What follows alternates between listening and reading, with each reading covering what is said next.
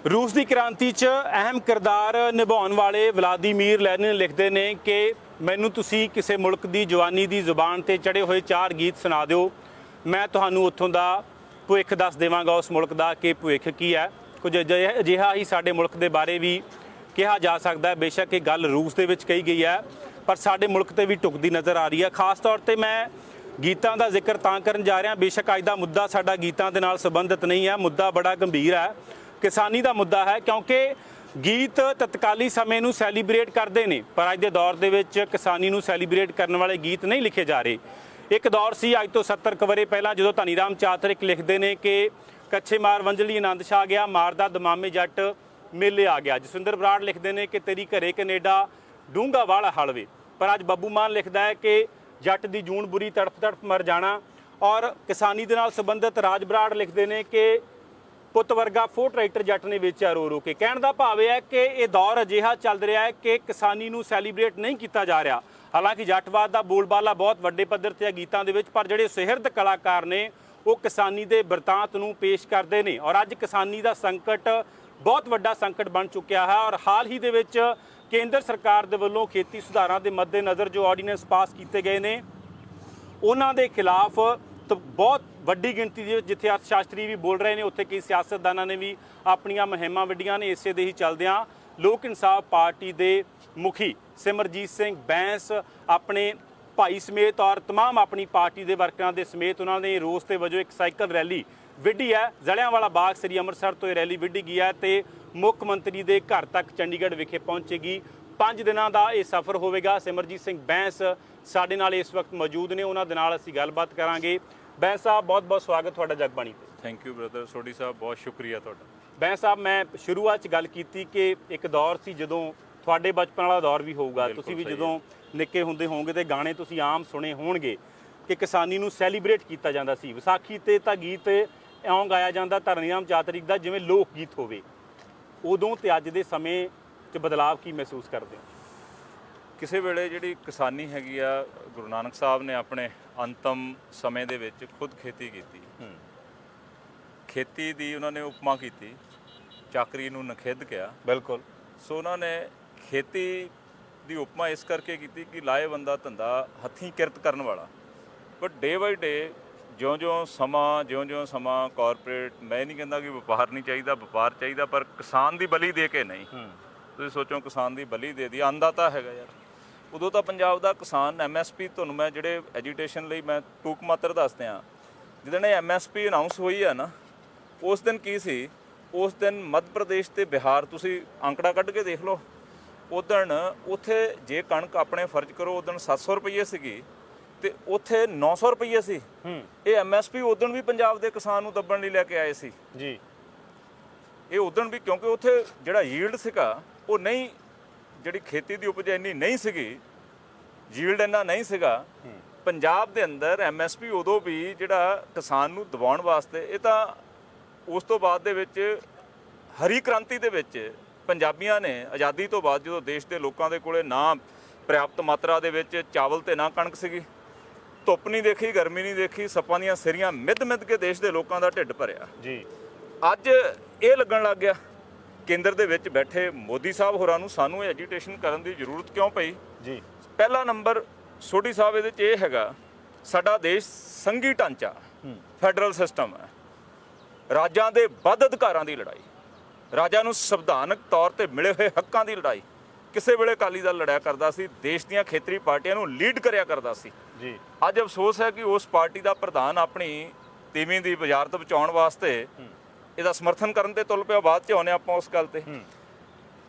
ਭਾਰਤੀ ਸੰਵਿਧਾਨ ਦੇ ਅੰਦਰ 7ਵਾਂ ਸ਼ਡਿਊਲ, ਅਸੀਂ ਤਾਂ 17ਵੀਂ ਐਂਟਰੀ ਦੀ ਲੜਾਈ ਲੜਦੇ ਹਾਂ ਵੀ ਪਾਣੀਆਂ ਦੀ ਕੀਮਤ ਤੁਸੀਂ ਸਾਨੂੰ ਕੁੱਟ ਵੀ ਖਾਣੀ ਪਈ, ਜੇਲ੍ਹ ਵੀ ਜਾਣਾ ਪਿਆ, ਪਰ ਅਲਟੀਮੇਟਲੀ ਵਿਧਾਨ ਸਭਾ 'ਚ ਪਾਸ ਹੋ ਗਿਆ।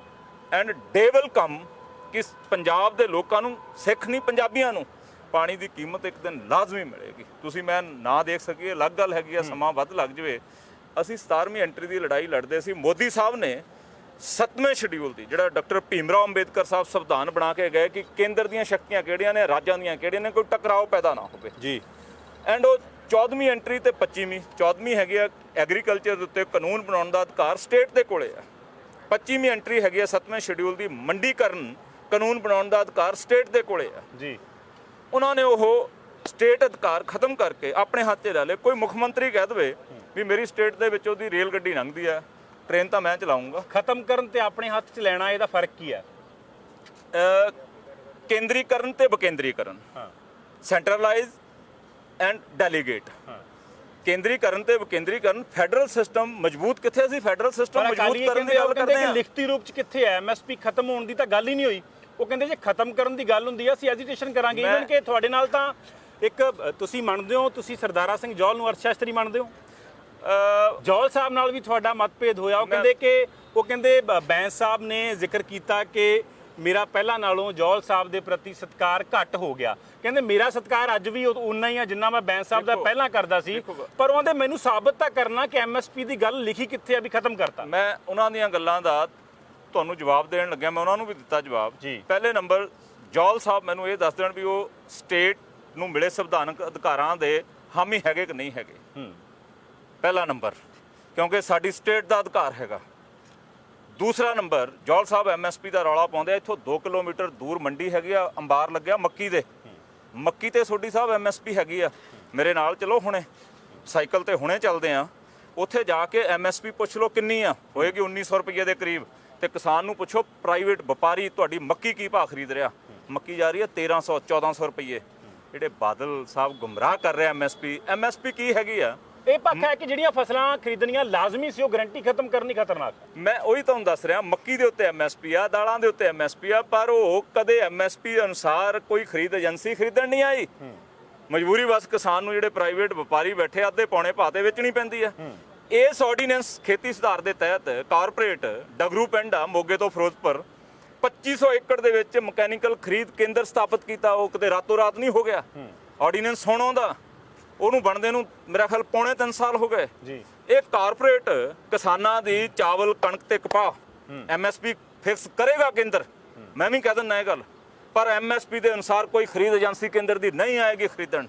ਇਹ ਕਾਰਪੋਰੇਟ ਅੱਧੇ ਪੌਣੇ ਰੇਟਾਂ ਦੇ ਉੱਤੇ ਕਿਸਾਨ ਦੀ ਜਿਣਸ ਖਰੀਦਣਗੇ, ਜਿਹੜੀ ਪ੍ਰਾਈਮ 3 ਸਰਕਾਰ ਅਜਿਹਾ ਕਿਉਂ ਕਰਨਾ ਚਾਹੁੰਦੀ ਹੈ? ਕਾਰਪੋਰੇਟ ਮੋਦੀ ਦੀ ਪਾਰਟੀ ਨੂੰ ਇਲੈਕਸ਼ਨ ਕੌਣ ਲੜਾਉਂਦਾ? 2014 ਦਿਨ 2019 ਫੰਡ ਚਾਹੀਦਾ ਪਾਰਟੀ ਦੇਸ਼ ਦੇ ਅੰਦਰ। ਚੱਕਰ ਤੁਹਾਨੂੰ ਲੱਗਦਾ ਹੈ ਕਿ ਦੇਸ਼ ਦੇ ਪ੍ਰਧਾਨ ਮੰਤਰੀ ਕਿਸਾਨ ਨੂੰ ਤਬਾਹ ਕਰ ਦੇਣਗੇ? ਇਹ ਤੁਹਾਡਾ ਦਿਲ ਵੀ ਮੇਰੇ ਵਾਲੀ ਗੱਲ ਦਾ ਸ਼ਾਦੀ ਭਰਦਾ, ਮੈਨੂੰ ਇਸ ਗੱਲ ਦਾ ਵੀ ਪਤਾ। ਤੁਹਾਡਾ ਦਿਲ ਵੀ ਕਹਿੰਦਾ ਵੀ ਇਹ ਅਨਿਆਂ ਹੋ ਰਿਹਾ ਸਾਡੇ ਨਾਲ, ਇਹ ਸਾਡੇ ਨਾਲ ਸਰਾਸਰ ਧੋਖਾ ਹੋ ਰਿਹਾ। ਕੈਪਟਨ ਅਮਰਿੰਦਰ ਸਿੰਘ ਜਨ ਅੰਦੋਲਨ ਦੀਆਂ ਗੱਲਾਂ ਕਰਦੇ ਆ, ਭੁੱਲ ਗਏ ਵੀ ਮੈਂ ਮੁੱਖ ਮੰਤਰੀ ਆ। ਜਨ ਅੰਦੋਲਨ ਤਾਂ ਵਿਰੋਧ ਦੇ ਵਿੱਚ ਬੈਠੇ ਲੋਕ ਕਰਦੇ ਜਿਨ੍ਹਾਂ ਕੋਲੇ ਪਾਵਰ ਨਹੀਂ ਹੈਗੀ। ਤੁਹਾਨੂੰ ਲੋਕਾਂ ਨੇ ਪਾਵਰ ਦਿੱਤੀ ਆ, ਐਬਸੋਲੂਟ ਮੈਜੋਰਿਟੀ ਨਹੀਂ, ਵਿਧਾਨ ਸਭਾ ਦੇ ਵਿੱਚ ਗੋਲਡਨ ਐਬਸੋਲੂਟ ਮੈਜੋਰਿਟੀ ਆ। ਅਸੀਂ ਡਿਮਾਂਡ ਕੀ ਕਰਨੀ ਆ ਸੀਐਮ ਤੋਂ ਵੀ ਤੁਰੰਤ ਹੰਗਾਮੀ ਸੈਸ਼ਨ ਕਾਲ ਕਰੋ ਬਹੁਤ ਸੰਮਤੀ ਦੇ ਨਾਲ। ਕਾਂਗਰਸ ਪਾਰਟੀ, ਆਮ ਆਦਮੀ ਪਾਰਟੀ, ਲੋਕ ਇਨਸਾਫ ਪਾਰਟੀ ਇਸ ਬਿੱਲ ਦੇ ਵਿੱਚ ਨੰਗੇ ਚਿੱਟੇ ਵਿਰੋਧ ਦੇ ਵਿੱਚ ਖੜੇ ਆ। ਜੇ ਤੁਸੀਂ ਇਮਾਨਦਾਰ ਹੋ ਪੰਜਾਬ ਪ੍ਰਤੀ, ਇਸ ਬਿੱਲ ਨੂੰ ਖਾਰਜ ਕਰੋ, ਰੱਦ ਕਰੋ, ਮੋਦੀ ਨੂੰ ਭੇਜੋ, ਫਿਰ ਐਜੀਟੇਸ਼ਨ ਕਰੋ। ਅਸੀਂ ਵੀ ਤੁਹਾਨੂੰ ਸਪੋਰਟ ਕਰਾਂਗੇ। ਕਾਨੂੰਨੀ ਦਾਅ ਪੇਚ, ਚਲੋ ਪੱਤਰਕਾਰ ਤੁਹਾਡਾ ਤਬਕਾ ਸਾਰੇ ਜਾਣਦੇ, ਬਹੁਤ ਗਿਣਤੀ ਲੋਕ ਜਿਹੜੇ ਇਹ ਆਮ ਲੋਕ ਖੜੇ ਨੇ, ਸ਼ਾਇਦ ਇਹਨਾਂ 'ਚੋਂ ਬਹੁਤਿਆਂ ਨੂੰ ਇਹ ਪਤਾ ਹੀ ਨਹੀਂ ਹੋਊਗਾ ਵੀ ਹੁਣ ਹੱਲ ਕੀ ਆ। ਬਹੁਤੇ ਤਾਂ ਉਹ ਸੋਚਦੇ ਆ ਵੀ ਸੈਂਟਰ ਨੇ ਪਾਸ ਕਰਤੀ ਚੀਜ਼, ਹੁਣ ਤਾਂ ਭਾਈ ਇਹ ਮੰਨਣੀ ਪੈਣੀ ਹੈ। ਬੈਂਸ ਸਾਹਿਬ, ਕਾਨੂੰਨੀ ਤੌਰ ਤੇ ਦੱਸੋ, ਪੰਜਾਬ ਦਾ ਮੁੱਖ ਮੰਤਰੀ ਕੇਂਦਰ ਦੇ ਪਾਸ ਹੋਏ ਆਰਡੀਨੈਂਸ ਨੂੰ ਕਿਵੇਂ ਰੋਕ ਸਕਦਾ? ਜਦੋਂ ਕੈਪਟਨ ਅਮਰਿੰਦਰ ਸਿੰਘ ਨੇ 2004 ਦੇ ਵਿੱਚ ਟਰਮੀਨੇਸ਼ਨ ਆਫ ਵਾਟਰ ਐਗਰੀਮੈਂਟ ਲੈ ਕੇ ਆਂਦਾ ਨਾ, ਮੈਂ ਬੜਾ ਸਟੱਡੀ ਕੀਤਾ। ਜੇ ਕੋਈ ਇਹ ਕਹਦੇ ਮੈਂ canal water and river water ਦੇ ਉੱਤੇ PhD ਕੀਤੀ ਆ, ਕੋਈ ਬੰਦਾ ਮੇਰੇ ਮੁਕਾਬਲੇ ਦੇ ਵਿੱਚ ਬਿਠਾ ਦਿਓ, ਮੈਂ ਗਲਤ ਹੋਵਾਂ। ਜਿਹੜਾ 2004 ਦਾ ਜਿਹਦੇ ਕਰਕੇ ਕੈਪਟਨ ਅਮਰਿੰਦਰ ਸਿੰਘ ਨੂੰ ਪਾਣੀਆਂ ਦਾ ਰਾਖਾ ਖਿਤਾਬ ਦਵਾਇਆ ਕਾਂਗਰਸੀਆਂ ਨੇ, ਅਸਲ ਦੇ ਵਿੱਚ ਉਹ ਸਾਡੇ ਗਲ ਦਾ ਫਾਹਾ ਬਣ ਗਿਆ।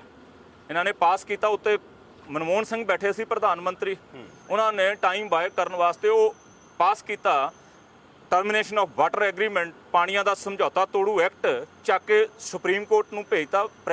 ਰਾਸ਼ਟਰਪਤੀ ਨੂੰ ਭੇਜਿਆ, ਰਾਸ਼ਟਰਪਤੀ ਜੀ ਨੇ ਸੁਪਰੀਮ ਕੋਰਟ ਨੂੰ ਭੇਜਤਾ ਪ੍ਰੈਜ਼ੀਡੈਂਸ਼ੀਅਲ ਰੈਫਰੈਂਸ ਵਾਸਤੇ। ਉਹ ਰੈਫਰੈਂਸ ਪੁੱਛਣ ਲੱਗਿਆ ਨੁਕਤੇ ਕੀ ਲਿਖੇ ਗਏ, ਸਾਡੇ ਨਾਲ ਗਦਾਰੀ ਕੀ ਹੋਈ ਪੰਜਾਬ ਨਾਲ। ਉਹ ਨੁਕਤੇ ਲਿਖੇ ਗਏ ਕਿ 1966 ਦੇ ਪੁਨਰਗਠਨ ਐਕਟ ਦੀ ਧਾਰਾ 78 ਦਾ ਉਲੰਘਣ ਤਾਂ ਨਹੀਂ ਕਰਦਾ, ਕਿ 1956 ਦੇ ਇੰਟਰਸਟੇਟ ਵਾਟਰ ਡਿਸਪਿਊਟ ਐਕਟ ਦੀ ਧਾਰਾ 14 ਦਾ ਉਲੰਘਣ ਤਾਂ ਨਹੀਂ ਕਰਦਾ।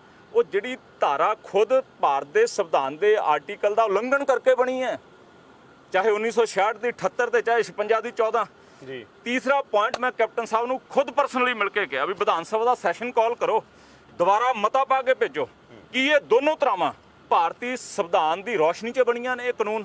ਸੁਪਰੀਮ ਕੋਰਟ ਦੇ ਜੱਜਸ ਲਿਖ ਕੇ ਭੇਜਣਗੇ ਵੀ ਇਹ ਨਹੀਂ, ਇਹ ਭਾਰਤ ਦੇ ਸੰਵਿਧਾਨ ਦਾ ਉਲੰਘਣ ਕਰਦੀਆਂ ਨੇ, ਲਓ ਅਸੀਂ ਕੇਸ ਜਿੱਤਦੇ ਹਾਂ। ਤੁਸੀਂ ਗੱਲ ਕੀਤੀ ਹੈ ਨਾ ਵੀ ਅਸੀਂ ਇਹਨੂੰ ਚੈਲੰਜ ਕਰ ਸਕਦੇ, ਕਿਉਂ ਨਹੀਂ ਕਰ ਸਕਦੇ? ਬਿਲਕੁਲ ਬਿਲਕੁਲ।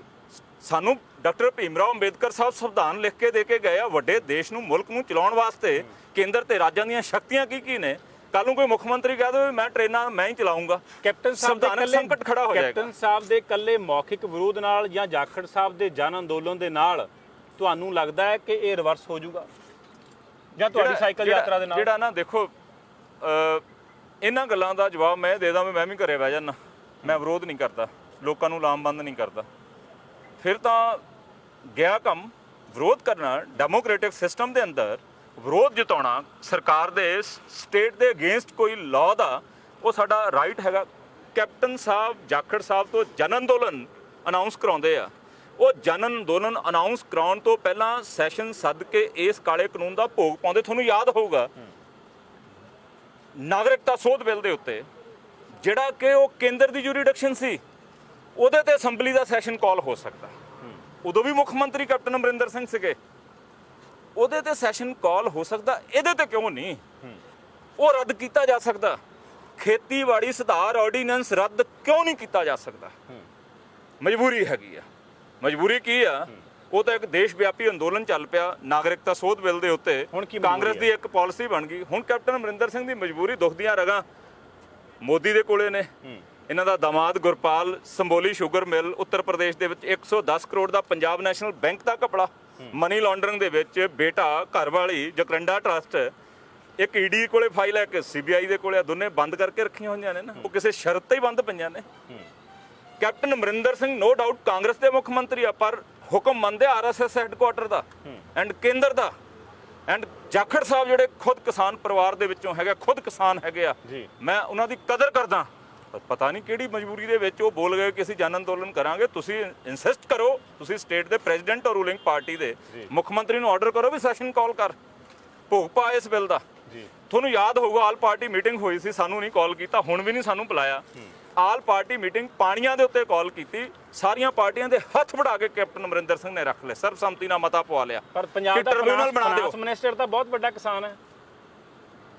ਤੇ ਅਫਸੋਸ ਦੁੱਖ ਇਹੀ ਹੈਗਾ ਨਾ ਕਿ ਜਿਹੜੇ ਲੋਕ ਉੱਥੇ ਬੈਠੇ ਆ, ਉਹ ਚਾਹੁੰਦੇ ਹੋਏ ਵੀ ਬੋਲ ਨਹੀਂ ਸਕਦੇ।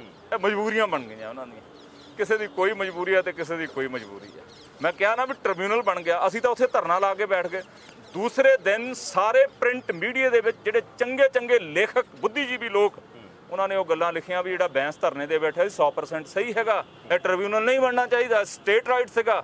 ਇਹ ਕੈਪਟਨ ਨੇ ਸਾਰੀਆਂ ਪਾਰਟੀਆਂ ਨੂੰ ਬੁਲਾ ਕੇ ਹੱਥ ਵੜਾ ਕੇ ਕੇਂਦਰ ਨੂੰ ਮਤਾ ਪਵਾ ਕੇ ਭੇਜਦਾ ਵੀ ਹਾਂ ਅਸੀਂ ਚਾਹੁੰਦੇ ਹਾਂ ਟ੍ਰਿਬਿਊਨਲ ਬਣਾ ਦਿਓ, ਜਿਹੜਾ ਪੂਰਾ ਪਾਣੀ ਸਾਡੇ ਕੋਲੇ ਆ ਉਹ ਵੀ ਵੱਢ ਲਓ ਚਾਹੇ ਤੁਸੀਂ। ਅਕਾਲੀਆਂ ਦੀ ਕੀ ਮਜਬੂਰੀ ਹੈ ਫਿਰ? ਅਕਾਲੀ ਕਿਉਂ ਨਹੀਂ ਬੋਲਦੇ? ਅਕਾਲੀ ਬੋਲੇ ਤਾਂ ਹੈਗੇ, ਉਹ ਕਹਿੰਦੇ ਜੀ ਪਹਿਲਾਂ ਤਾਂ ਐਮਐਸਪੀ ਦਾ ਰੌਲਾ ਪਾਇਆ, ਨਿਤਿਨ ਗਡਕਰੀ ਨੇ ਫੂਕ ਕੱਢਤੀ, ਫਿਰ ਰੌਲਾ ਪਾਉਣ ਲੱਗ ਕਹਿੰਦੇ ਨਹੀਂ ਨਹੀਂ ਫਿਰ ਵੱਡੀ ਕੁਰਬਾਨੀ ਕਰ ਦਾਂਗੇ। ਮੈਂ 93 ਸਾਲ ਦੇ ਬਾਬਾ ਪ੍ਰਕਾਸ਼ ਸਿੰਘ ਬਾਦਲ, ਉਹਨਾਂ ਦੀ ਗੁਰੂ ਉਮਰ ਲੰਬੀ ਕਰੇ, ਮੈਂ ਨਹੀਂ ਉਹਨਾਂ ਦੀ ਕੁਰਬਾਨੀ ਕਦੇ ਕੋਈ ਦੇਖੀ। ਕਹਿ ਦਿੰਦੇ ਆ ਮੈਂ ਵੱਡੀ ਤੋਂ ਵੱਡੀ ਕੁਰਬਾਨੀ ਕਰ ਦਿੰਦਾ। ਉਹ ਕਹਿੰਦੇ ਕਿ ਇਸ ਮਸਲੇ ਤੇ ਬੈਂਸ ਨੂੰ ਹੀ ਕਿਉਂ ਲੱਗਦਾ ਕਿ ਮੈਂ ਬਹੁਤ ਸਿਆਣਾ, ਬਾਕੀ ਸਿਆਸਤਦਾਨ ਦੀ ਕਿਉਂ ਨਹੀਂ? ਮੈਂ ਤਾਂ ਕਹਿੰਦਾ ਤੁਹਾਡੀ ਹਾਜ਼ਰੀ ਦੇ ਵਿੱਚ ਡਿਬੇਟ ਤੇ ਆ ਜਾਣ, ਮੀਡੀਆ ਦੀ ਹਾਜ਼ਰੀ 'ਚ ਡਿਬੇਟ ਤੇ ਆ ਜਾਣ, ਜੇ ਉਹ ਮੇਰੀਆਂ ਗੱਲਾਂ ਦਾ ਜਵਾਬ ਦੇ ਦੇਣ। ਮੈਂ ਪਹਿਲੀ ਗੱਲ ਤਾਂ ਇਹ ਪੁੱਛੂੰਗਾ, ਤੁਹਾਡੇ ਜਰੀਏ ਹੁਣ ਵੀ ਪੁੱਛ ਲਾਂ, ਤੁਸੀਂ ਉਹਨਾਂ ਦੇ ਲੀਡਰਸ ਨਾਲ ਜਾਂ ਉਹਨਾਂ ਦੇ ਨਾਲ ਗੱਲ ਕਰਦੇ ਹੋ, ਉਹਨਾਂ ਨੂੰ ਪੁੱਛ ਲਓ ਵੀ ਅਕਾਲੀ ਦਲ ਰਾਜਾਂ ਦੇ ਅਧਿਕਾਰਾਂ ਦਾ ਲੰਬੜਦਾਰ ਹੈ ਜਾਂ ਨਹੀਂ ਹੈ।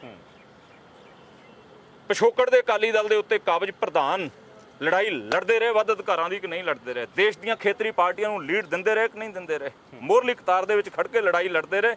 ਅੱਜ ਤੁਹਾਡੀ ਮਜਬੂਰੀ ਕੀ ਆ? ਤੁਸੀਂ ਸਟੇਟ ਰਾਈਟ 7ਵੇਂ ਸ਼ਡਿਊਲ ਦੀ 14ਵੀਂ ਤੇ 25ਵੀਂ ਐਂਟਰੀ ਐਗਰੀਕਲਚਰ ਐਂਡ ਮੰਡੀਕਰਨ, ਤੁਸੀਂ ਇਸ ਗੱਲ ਦਾ ਜਵਾਬ ਲੈ ਦਿਓ ਉਹਨਾਂ ਤੋਂ ਜੀ। ਮੈਂ ਕਹਿੰਦਾ ਐਮਐਸਪੀ ਬਾਕੀ ਸਾਰੀਆਂ ਗੱਲਾਂ ਛੱਡ ਦਿਓ। 4000 ਕਰੋੜ ਦਾ ਲਾਸ, ਸਾਡੀਆਂ 9000 ਕਿਲੋਮੀਟਰ ਪਿੰਡਾਂ ਦੀਆਂ ਜਿਹੜੀਆਂ ਲਿੰਕ ਸੜਕਾਂ ਨੇ ਉਹ ਇਸੇ ਫੰਡ ਤੋਂ ਵੜਦੀਆਂ। ਜੌਲ ਸਾਹਿਬ ਕਹਿ ਗਏ, ਕਹਿੰਦੇ ਤਾਂ ਲੀਡਰ ਖਾ ਜਾਂਦੇ। ਯਾਰ ਮੈਨੂੰ ਬੜਾ ਅਫਸੋਸ ਹੋਇਆ ਇਸ ਗੱਲ ਦਾ, ਅਫਸੋਸ ਹੋਇਆ ਮੈਨੂੰ ਇਸ ਗੱਲ ਦਾ। ਕਰਪਸ਼ਨ ਹਰ ਪਾਸੇ ਹੈਗੀ ਆ।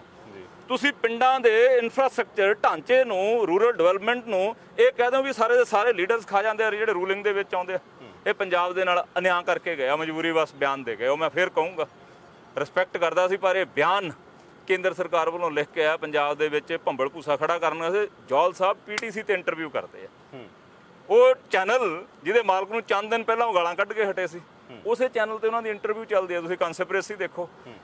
ਉਹ ਕਹਿੰਦੇ ਆ ਨਾ ਕਿ ਨੀਤੀ ਆਯੋਗ ਦੇ ਵਿੱਚ ਮੇਰਾ ਸਟੂਡੈਂਟ ਬੈਠਾ, ਸ਼ਾਇਦ ਰਮੇਸ਼ ਬਾਬੂ ਕੀ ਨਾਮ ਦੱਸਿਆ ਉਹਨਾਂ ਨੇ ਉਹਦਾ, ਬਿੱਲੀ ਥੱਲੇੋਂ ਬਾਹਰ ਆ ਗਈ। ਸੱਚਾਈ ਕਿੱਥੇ ਹੈਗੀ ਆ? ਮੈਂ ਫਿਰ ਗੱਲ ਕਰਨਾ, ਇੱਕੋ ਗੱਲ ਦਾ ਅਕਾਲੀ ਹਵਾਲਾ ਨੇ, ਕਹਿੰਦੇ ਜੇ ਤੇ ਕਿਉਂ ਕਦੇ ਵਿਆਹ ਨਹੀਂ ਜਾਂਦੇ, ਕਹਿੰਦੇ ਜਦੋਂ ਖਤਮ ਹੋਊਗਾ ਤੇ ਅਸੀਂ ਉਦੋਂ ਸਟੈਂਡ ਲਵਾਂਗੇ, ਬੀਜੇਪੀ ਤੇ ਪ੍ਰੈਸ਼ਰ ਵੀ ਕ੍ਰੀਏਟ ਕਰਾਂਗੇ, ਅਸੀਂ ਐਜੀਟੇਸ਼ਨ ਵੀ ਕਰਾਂਗੇ। ਤੁਸੀਂ ਮੈਨੂੰ ਇੱਕ ਇਹ ਗੱਲ ਦੱਸੋ, ਇਹ ਪੰਜਾਬ ਅਸੈਂਬਲੀ ਦੇ ਅੰਦਰ ਸਰਦਾਰ ਪ੍ਰਕਾਸ਼ ਸਿੰਘ ਬਾਦਲ 2012 ਤੋਂ 17 ਬੈਂਸ ਨੂੰ ਤਾਂ 3 ਵਾਰੀ ਕੁੱਟ ਕੇ ਬਾਹਰ ਸੁੱਟਤਾ ਵੀ ਪਾਣੀਆਂ ਦੀ ਕੀਮਤ ਵਸੂਲੀ ਦਾ ਪ੍ਰਾਈਵੇਟ ਬਿੱਲ ਕਿਉਂ ਲੈ ਕੇ ਉਹਨਾਂ ਤੋਂ ਮਜਬੂਰੀ। ਬਸ ਜਦੋਂ ਬੈਂਸ ਸੜਿਆ ਰਿਹਾ ਵੀ ਕਿੰਨੀ ਵਾਰੀ ਕੁੱਟ ਲਓਗੇ ਯਾਰ ਤੁਸੀਂ ਮੈਨੂੰ, ਕਿੰਨੀ ਵਾਰੀ ਜਲੀਲ ਕਰਕੇ ਕੱਪੜੇ ਪਾੜ ਕੇ ਸੁੱਟ ਦਿਓਗੇ, ਮੰਗਾਂਗੇ, ਸਾਡੀ ਸਟੇਟ ਦਾ ਰਾਈਟ ਆ।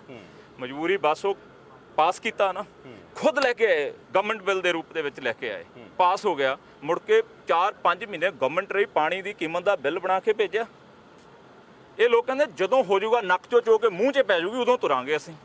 ਬਿਮਾਰੀ ਸਟਾਰਟ ਹੁੰਦਿਆਂ ਇਲਾਜ ਨਹੀਂ ਕਰਨਾ, ਬਿਮਾਰੀ ਨੂੰ ਵੱਧ ਲੈਣ ਦਿਓ, ਜਦੋਂ ਇਲਾਜ ਹੋ ਗਈ ਕਹਿੰਦੇ ਫਿਰ ਤੁਰਾਂਗੇ ਅਸੀਂ, ਕਹਿ ਦਿਆਂਗੇ ਹੁਣ ਤਾਂ ਹੱਥ ਖੜੇ ਆ। ਤੁਸੀਂ ਹੁਣ ਇਲਾਜ ਵਾਲੇ ਪਾਸੇ ਤੁਰੇ ਹੋ, ਬਿਮਾਰੀ ਅਸੀਂ ਤਾਂ ਯਾਰ ਜਿੰਨੇ ਜੋਗੇ ਹੈਗੇ ਆ ਅਸੀਂ ਤਾਂ ਜ਼ਰੂਰ ਲੋਕਾਂ ਨੂੰ ਅਵੇਅਰ ਕਰਕੇ ਮੈਂ ਇਹੀ ਸਵਾਲ ਕਰਦਾ, ਤੁਸੀਂ ਅਵੇਅਰ ਕਰਨ ਦੇ ਲਈ ਰੋਸ ਵਜੋਂ ਨਿਕਲੇ ਹੋ ਬੈਂਸ ਸਾਹਿਬ, ਇਹ ਸਾਈਕਲ ਰੋਸ ਰੈਲੀ ਦੇ ਦੌਰਾਨ ਕੁਝ ਲੈ ਡਿੱਗੋਗੇ ਜਾਂ ਇਹ ਰੈਲੀ ਫਲੈਕਸ ਬੋਰਡਾਂ ਤੇ ਜਾਂ ਅਖਬਾਰਾਂ ਦੀਆਂ ਸੁਰਖੀਆਂ 'ਚ ਰਹਿ ਜੂਗੀ?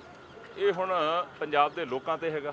ਅਸੀਂ ਤਾਂ ਲੋਕਾਂ ਦੀ ਲਾਮਬੰਦੀ ਲਈ, ਲੋਕਾਂ ਨੂੰ ਜਾਗਰੂਕ ਕਰਨ ਲਈ ਚੰਗਾ ਲਿਟਰੇਚਰ ਸਰਲ ਭਾਸ਼ਾ ਦੇ ਵਿੱਚ ਪ੍ਰਿੰਟ ਕਰਾਇਆ ਐਂਡ ਅਸੀਂ ਰਾਹ ਦੇ ਵਿੱਚ ਜਿੰਨੇ ਲਾਗਲੇ ਪਿੰਡ ਵੰਡਦੇ ਆ ਰਹੇ ਆ। ਸੋਸ਼ਲ ਮੀਡੀਆ ਟੀਮ ਦੀ ਡਿਊਟੀ ਲਾਈ ਵੀ ਇਹਨੂੰ ਵੱਧ ਤੋਂ ਵੱਧ ਹਰ ਆੜਤੀ ਤੱਕ, ਹਰ ਮੰਡੀ ਮੁਲਾਜ਼ਮ, ਦਲਿਤ ਮਜ਼ਦੂਰ ਤੱਕ, ਹਰ ਕਿਸਾਨ ਤੱਕ ਕਿਸੇ ਤਰੀਕੇ ਪਹੁੰਚਦਾ ਕਰ ਦਿਓ। ਇੱਕ ਹੋਰ ਆਰਡੀਨੈਂਸ ਆ ਰਿਹਾ, ਮੈਂ ਤੁਹਾਨੂੰ ਭਵਿੱਖਬਾਣੀ ਕਰਨ ਲੱਗਿਆ।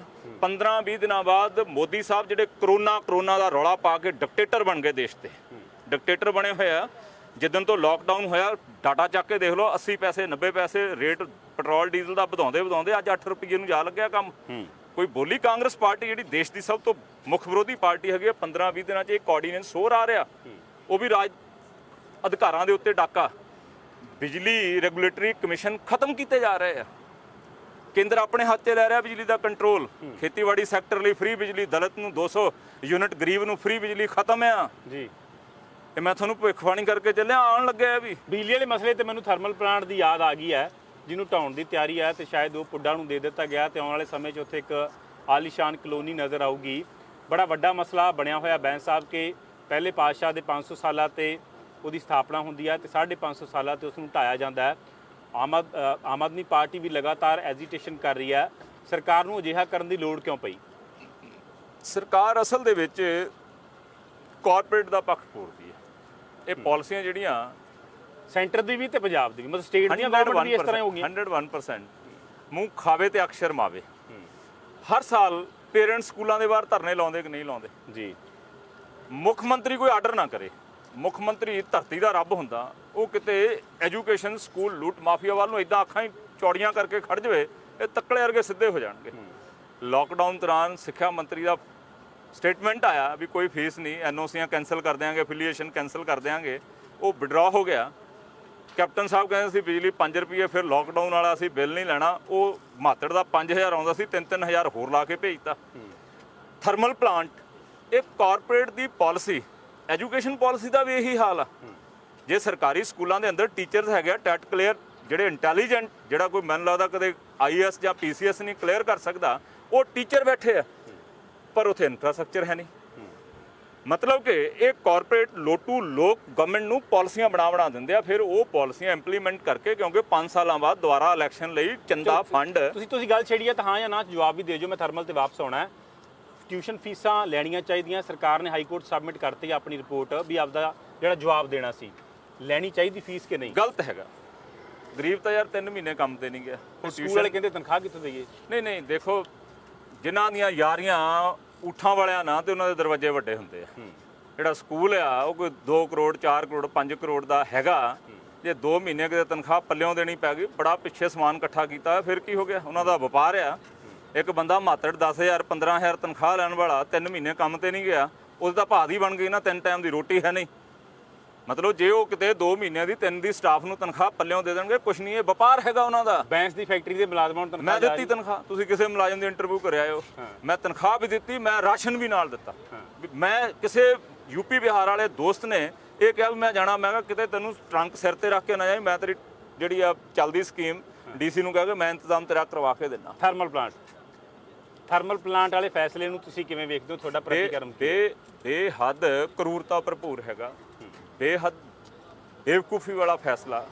ਕਾਰਪੋਰੇਟ ਵੱਲੋਂ ਆਈ ਹੋਈ ਜਿਹੜੀ ਉਹਨਾਂ ਦੀ ਡਿਮਾਂਡ ਹੈਗੀ ਆ, ਉਹ ਡਿਮਾਂਡ ਨੂੰ ਪੂਰਾ ਕਰਨ ਵਾਲਾ ਅਸੀਂ ਆਮ ਆਦਮੀ ਪਾਰਟੀ ਜਿਹੜੀ ਐਜੀਟੇਸ਼ਨ ਇਹਦੇ 'ਤੇ ਕਰ ਰਹੀ ਹੈ, ਆਉਣ ਵਾਲੇ ਦਿਨਾਂ 'ਚ ਅਸੀਂ ਵੀ ਕੋਈ ਨਾ ਕੋਈ ਉਹਦੇ 'ਤੇ ਜ਼ਰੂਰ ਐਜੀਟੇਸ਼ਨ ਲਾਜ਼ਮੀ ਕਰਾਂਗੇ। ਇੱਕ ਕੇਂਦਰ ਸਰਕਾਰ ਦੇ ਮੰਤਰੀ ਇਹ ਹਵਾਲਾ ਦਿੰਦੇ ਆ ਕਿ ਇੱਕ ਜਿਹੜਾ PDS ਹੈ, ਪਬਲਿਕ ਡਿਸਟ੍ਰੀਬਿਊਸ਼ਨ ਸਕੀਮ ਹੈ ਜਿਹੜੀ, ਉਹ ਕਹਿੰਦੇ ਚਾਵਲ ਮੰਨ ਲਓ ਲਿਆ 1900 2000 ਨੂੰ ਲੈ ਲਿਆ, ਉਸ ਤੋਂ ਬਾਅਦ ਉਹ ਜਦੋਂ ਉਹਦੀ ਆਪਣਾ ਪ੍ਰੋਸੈਸਿੰਗ ਕਰਦੇ ਆ, ਝੋਨਾ ਜਿਹੜਾ ਹੁੰਦਾ ਮੰਨ ਲਓ ਕੁਆਂਟਲ ਹੈ ਤਾਂ ਨਿਕਲਦਾ ਵਿੱਚੋਂ 60 ਕਿਲੋ ਹੈ, ਫਿਰ ਬਾਅਦ ਚ 2 ਰੁਪਏ 3 ਰੁਪਏ ਕਿਲੋ, ਮਤਲਬ 85 ਕਰੋੜ ਹਵਾਲਾ ਦਿੰਦੀ ਹੈ ਸਰਕਾਰ ਕਿ ਕੇਂਦਰ ਸਰਕਾਰ ਕੇ 85 ਕਰੋੜ ਕਾਰਡ ਧਾਰਕ ਇਹੋ ਜਿਹੇ ਆ ਜਿਨ੍ਹਾਂ ਨੂੰ ਅਸੀਂ ਹੁਣ ਆਧਾਰ ਕਾਰਡ ਨਾਲ ਜੋੜਨ ਜਾ ਰਹੇ ਹਾਂ, ਜਿਨ੍ਹਾਂ ਨੂੰ 2-3 ਰੁਪਏ 4 ਰੁਪਏ ਚੌਲ ਦੇਣਾ ਹੈ। ਉਹ ਕਹਿੰਦੇ ਕਿ ਸਰਕਾਰ ਨੂੰ ਆਲਰੇਡੀ ਉਹ ਬੜਾ ਮਹਿੰਗਾ ਪੈਂਦਾ, ਉਸ ਤੋਂ ਇਲਾਵਾ 3-4 ਸਾਲ ਦਾ ਸਟਾਕ ਵੀ ਹੈ। ਤੁਸੀਂ ਸਰਕਾਰ ਦੇ ਇਸ ਤਰਕ ਨੂੰ ਕਿਵੇਂ ਵੇਖਦੇ ਹੋ? 3-4 ਸਾਲ ਦਾ ਸਟਾਕ ਹੈਗਾ, ਉਹ ਡਾਟਾ ਬੋਲਦਾ ਹੈਗਾ। ਚੂਹੇ ਖਾਣ, ਅਨਾਜ ਖਰਾਬ ਹੋਵੇ, ਗਰੀਬ ਨੂੰ ਨਹੀਂ। ਉਹਦੇ ਵਿੱਚ ਅਸੀਂ ਲੋਕ ਵੀ ਦੋਸ਼ੀ ਹੈਗੇ। PDS ਸਕੀਮ, ਹੁਣ ਘਰ ਦੇ ਵਿੱਚ ਕਾਰ ਖੜੀ ਹੋਵੇ, AC ਲੱਗਾ ਪਰ ਮੈਨੂੰ ਨੀਲਾ ਕਾਰਡ ਚਾਹੀਦਾ, ਗਲਤ ਹੈਗਾ। ਜਿਹੜਾ ਅਸਲ ਹੱਕਦਾਰ ਹੈਗਾ ਉਹ ਦਰ ਦੀਆਂ ਠੋਕਰਾਂ, ਕੋਈ MLA ਕੋਲੇ, ਕੋਈ DFC ਕੋਲੇ, ਕੋਈ ਕਿਤੇ ਤੁਰਿਆ ਫਿਰਦਾ, ਮੇਰਾ ਕਾਰਡ ਸਾਹਿਬ ਬਣਾ ਦਿਓ, ਉਹਦਾ ਕਾਰਡ ਨਹੀਂ ਬਣਨਾ। ਇਹ ਜਿਹੜਾ ਡਿਸਟ੍ਰੀਬਿਊਸ਼ਨ ਹੈਗਾ ਗਰੀਬ ਵਾਸਤੇ, ਤੁਹਾਡੇ ਕੋਲ ਇੰਨਾ ਅਨਾਜ ਪਿਆ ਉਹ ਸੜ ਰਿਹਾ, ਤੁਸੀਂ ਗਰੀਬ ਨੂੰ ਕਰੋਨਾ ਦੀ ਬਿਮਾਰੀ 'ਚ ਦੇ ਦਿਓ। ਕਰੋਨਾ ਦੀ ਬਿਮਾਰੀ 'ਚ ਲੋਕ ਤਰਾਈ ਕਰਦੇ ਰਹੇ, ਇਹਨਾਂ ਨੇ ਕਰੋਨਾ ਦੀ ਬਿਮਾਰੀ ਵੀ ਵੋਟਾਂ ਨਾਲ ਜੋੜ ਲਈ ਵੀ ਸਰਕਾਰੀ ਧਿਰ ਦੇ MLAਆਂ ਕੋਲੇ ਆਊਗਾ ਰਾਸ਼ਨ ਤੇ ਉੱਥੇ ਜਾਓ, ਜਾਂ ਸਰਕਾਰੀ ਧਿਰ ਦੇ ਸਰਪੰਚ ਤੇ ਕੌਂਸਲਰ ਵੰਡਣਗੇ ਰਾਸ਼ਨ, ਉੱਥੇ ਚਲੋ। ਉਹਨਾਂ ਨੇ ਫਿਰ ਐਨ ਚੰਗੀ ਤਰ੍ਹਾਂ ਸਕੈਨਿੰਗ ਕਰਕੇ ਵੀ ਇਹ ਵੋਟਰ ਕਿਹਦਾ ਹੈਗਾ, ਇਹ ਕਾਂਗਰਸ ਨੂੰ ਵੋਟ ਪਾਉਂਦਾ ਕਿ ਨਹੀਂ ਪਾਉਂਦਾ। ਜਿਹੜਾ ਕਾਂਗਰਸ ਨੂੰ ਪਾਉਂਦਾ, ਨਹੀਂ ਤੇਰੇ ਵਾਸਤੇ ਨਹੀਂ ਹੈਗਾ ਇਹ। ਸੋ ਸਾਡਾ ਜਿਹੜਾ ਡਿਸਟ੍ਰੀਬਿਊਸ਼ਨ ਸਿਸਟਮ ਸਾਡੇ ਦੇਸ਼ ਦਾ, ਇਕੱਲੇ ਸਾਡੇ ਸੂਬੇ ਦਾ ਨਹੀਂ, ਉਹਦੇ 'ਚ ਬਹੁਤ ਵੱਡੇ ਰੈਵੋਲੂਸ਼ਨਰੀ ਸੁਧਾਰਾਂ ਦੀ ਜ਼ਰੂਰਤ ਹੈਗੀ ਹੈ। ਬਹੁਤ ਸਾਰੇ ਜਿਹੜੇ ਖੇਤੀ ਮਾਹਿਰ ਨੇ, ਖੇਤੀ ਲਾਗਤ ਕਮਿਸ਼ਨ ਦੇ ਮਾਹਿਰ ਨੇ ਜਾਂ ਅਰਥਸ਼ਾਸਤਰੀ ਨੇ, ਉਹ ਦੋ ਤਰ੍ਹਾਂ ਦੇ ਤਰਕ ਦਿੰਦੇ ਆ। ਇੱਕ ਤਬਕਾ ਇਹ ਤਰਕ ਦਿੰਦਾ ਹੈ ਕਿ ਡਿਵਰਸੀਫਿਕੇਸ਼ਨ ਵਾਲੇ ਪਾਸੇ ਸਰਕਾਰ ਨੂੰ ਲੈ ਕੇ ਆਉਣਾ ਚਾਹੀਦਾ। ਝੋਨਾ ਜਿੱਥੇ ਸਾਡੇ ਵਾਤਾਵਰਣ ਦੇ ਲਈ ਨੁਕਸਾਨਦਾਇਕ ਹੈ, ਕਿਸਾਨੀ ਨੂੰ ਵੀ ਝੋਨਾ ਡੋਬ ਵੀ ਰਿਹਾ, ਪਾਣੀ ਦਾ ਲੈਵਲ ਹੇਠਾਂ ਜਾ ਰਿਹਾ, ਸਰਕਾਰ ਕੋਲ ਪੁਖਤਾ ਪ੍ਰਬੰਧ ਵੀ ਨਹੀਂ ਹੈਗੇ। ਦੂਜੇ ਪਾਸੇ ਇਹ ਕਿਹਾ ਜਾ ਰਿਹਾ ਹੈ ਕਿ ਸਰਕਾਰ ਨੂੰ ਇਹ ਮਹਿੰਗਾ ਪੈਂਦਾ ਹੈ, ਔਰ ਸਰਕਾਰ ਅੰਦਰੂਨੀ ਤੌਰ ਤੇ ਦਿਮਾਗ 'ਚ ਤੈਅ ਕਰ ਚੁੱਕੀ ਹੈ ਕਿ ਝੋਨੇ ਦੀ ਕਾਸ਼ਤਕਾਰੀ ਹੁਣ ਅਸੀਂ ਖਤਮ ਕਰਨੀ ਹੈ। ਦੋਵਾਂ ਤਰਕਾਂ ਨੂੰ ਕਿਵੇਂ ਵੇਖਦੇ ਹੋ ਤੁਸੀਂ? ਡਿਵਰਸੀਫਿਕੇਸ਼ਨ ਦੇ ਉੱਤੇ ਰੌਲਾ ਹੀ ਪੈਂਦਾ। ਡਿਵਰਸੀਫਿਕੇਸ਼ਨ ਕਿਸਾਨ ਆਪਣੇ ਪੱਧਰ ਤੇ ਨਹੀਂ ਕਰ ਸਕਦਾ, ਉਹਨੂੰ ਸਰਕਾਰੀ ਤੰਤਰ ਨੇ ਡਿਵਰਸੀਫਿਕੇਸ਼ਨ ਵਾਲੇ ਪਾਸੇ ਲੈ ਕੇ ਜਾਣਾ ਵੀ ਤੂੰ ਆਹ ਫਸਲ ਬੀਜ, ਤੁਸੀਂ ਜ਼ੋਨ ਬਣਾ ਦਿਓ। ਦੁਆਬਾ ਰੀਜਨ ਦੇ ਵਿੱਚ ਗੰਨਾ ਹੁੰਦਾ, ਇੱਕ ਰੀਜਨ ਦੇ ਵਿੱਚ ਚਾਵਲ ਹੋ ਸਕਦੇ, ਇੱਕ ਰੀਜਨ 'ਚ ਚੰਗੀ ਕਣਕ ਹੋ ਸਕਦੀ ਹੈ, ਇੱਕ 'ਚ ਮੱਕੀ ਹੋ ਸਕਦੀ ਹੈ, ਇੱਕ 'ਚ ਦਾਲਾਂ ਹੋ ਸਕਦੀਆਂ। ਤੁਸੀਂ ਜ਼ੋਨ ਤਾਂ ਬਣਾਓ ਨਾ, ਕੋਈ ਪਾਲਿਸੀ ਤਾਂ ਬਣਾ ਲਓ। ਜਿਹੜੀ PAU ਹੈਗੀ ਆ ਸਾਡੇ ਲੁਧਿਆਣਾ ਸ਼ਹਿਰ ਦੇ ਵਿੱਚ ਐਗਰੀਕਲਚਰ ਯੂਨੀਵਰਸਿਟੀ, ਜਿੱਥੋਂ ਆ ਬੀਜ ਸਕੈਮ